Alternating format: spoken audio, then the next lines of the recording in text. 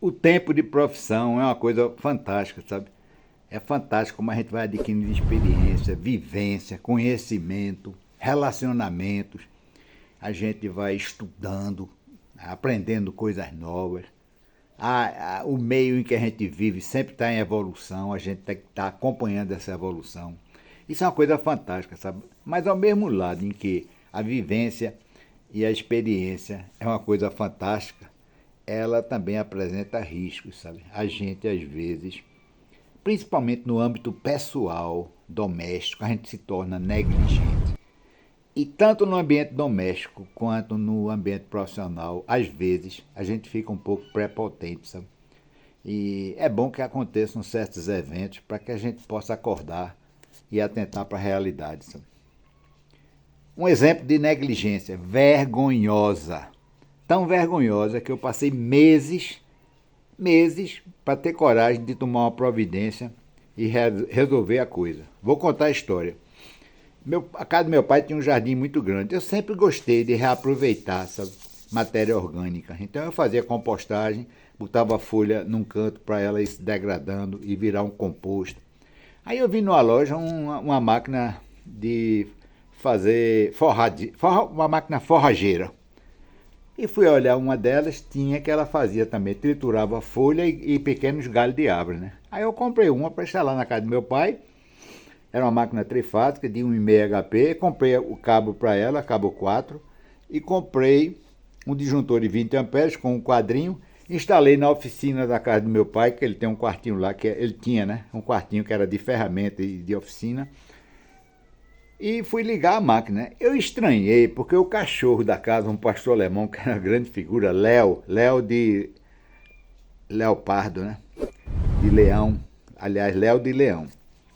Eu estava sem camisa fazendo a instalação, já estava quase tudo pronto. Ele chegou assim nas minhas costas, eu estava sem camisa, né? Encostou o focinho como se quem estivesse dando um beijo e saiu na carreira. Eu estranhei, olhei para trás, pareceu um beijo de despedida, né? Digo, oxê. Aí eu aproveitei, será que ele está me avisando de alguma coisa, né? Aí eu olhei toda a instalação, não vi problema algum, estava tudo certinho. Eu aí liguei, pá. Quando eu liguei, o disjuntor, pá. Aí eu disse, danou-se, rapaz, o disjuntor de 20 amperes não aguentou a corrente de partida da máquina, que eu, quando liguei, botei logo o mato para ela ir triturando, né? Aí eu peguei, tirei o disjuntor, fui na loja, consegui trocar ele por um de 30, voltei e instalei o disjuntor de 30. Quando eu liguei, pô, o motor pegou fogo. Que vergonha! Só aí é que eu fui fazer uma inspeção detalhada no motor. Primeiro de tudo, no cabo de ligação dele tinha uma fita, uma plaquinha de plástico flexível presa ao condutor com um aviso bem grande: cuidado, 220 volts. A máquina era 220 volts trifásico. Eu nunca imaginei que um camarada fosse vender no Recife uma máquina trifásica para 220 volts, que nem em Pernambuco, nem em nenhum dos estados que fazem fronteira com Pernambuco tem rede de 220 volts trifásica, né?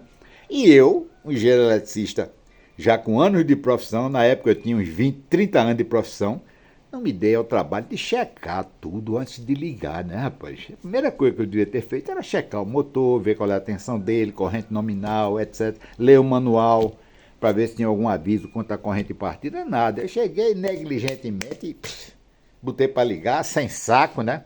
Não fiz uma coisa com a devida atenção, estava sem saco, porque geralmente em casa a gente não tem saco para fazer as coisas, né? Mas isso é um perigo. Muito bem. A prepotência. Eu tinha feito um projeto de um centro comercial perto do shopping Recife, sabe? E o cliente, que era amigo meu e admirador e gostava do meu trabalho, né?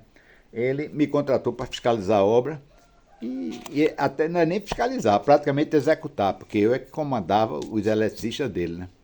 E quando chegou na hora de instalar a unidade de medição, o centro de medição, que a gente chama de MUC, né? Múltiplas unidades consumidoras, porque era um edifício comercial, cada sala é uma unidade consumidora. Eu especifiquei, como eu tinha especificado para a obra toda, o cabo é Protenax G7, que era um cabo que tinha sido lançado recentemente da Pirelli. Um cabo muito flexível, excelente para trabalhar. Aliás, um tempo atrás, um eletricista estava montando um quadro de médio porte e reclamando da dificuldade que ele estava para ligar os cabos de alimentação do quadro, porque o quadro era muito exíguo, muito apertado, né? Doutor, esses quadrinhos novos não prestam não, são muito apertados, não dá para a gente ligar os cabos. Aí eu disse, fulano, o problema é que esse quadro aí é projetado para um país que tem cabos bem mais flexíveis do que o nosso. Não deu outra, né? Com pouco tempo surgiram os cabos de grupo de ligação 5, grupo 5 de fabricação, né? Que são bem mais flexíveis do que os cabos de grupo 2.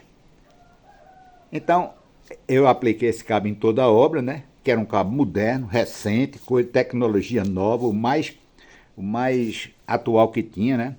Que com certeza iria substituir os anteriores, né? Mas aí quando a gente foi comprar, um dos proponentes, que não fabricava esse cabo desse tipo, só fabricava do grupo 2, veio lá e avisou, olha, a concessionária Celp não está aceitando esse cabo no centro de medição dela.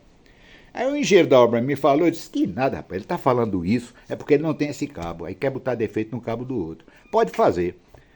Então não deu outra, foi executado todo o centro de medição com o cabo grupo 5, quando a Celp chegou para ligar, condenou, disse que não ligava não. O que acontecia? O cabo tinha pernas muito finas, e a Celp ainda não tinha os alicates de compressão para ligar esse tipo de cabo. Porque como elas são muito finas, com os alicates que ela tinha de compressão dos cabos anteriores, quando ela dava o aperto, quebrava várias pernas de cabo e ficava perigoso, porque dava mau contato, né? Começava a aquecer. Ora, eu fui na Celp e o engenheiro disse, Fernando, a gente tem que aceitar mesmo esse cabo, rapaz. Faça o seguinte, faça uma correspondência para a Celp, explicando que é um cabo de nova tecnologia, que a gente vai analisar e aceitar. E a gente é que tem que comprar as ferramentas para fazer a ligação no futuro, quando for dar a manutenção. Porque para ligar para a obra, quem ligava era o pessoal da obra, né? Tudo bem. O problema é que esse trâmite de eu mandar uma correspondência para a Celp analisar e depois aceitar, ia demorar uns 15, 20, talvez até 30 dias, né?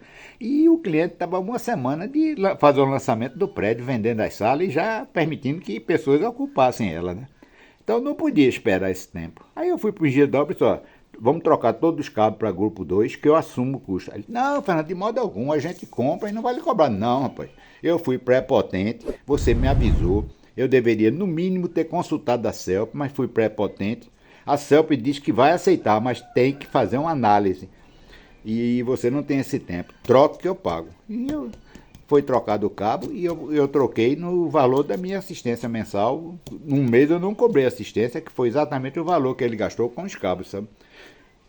Duas coisas não podem ocorrer na vida de um profissional de engenharia em qualquer das especialidades. Nem negligência, nem prepotência.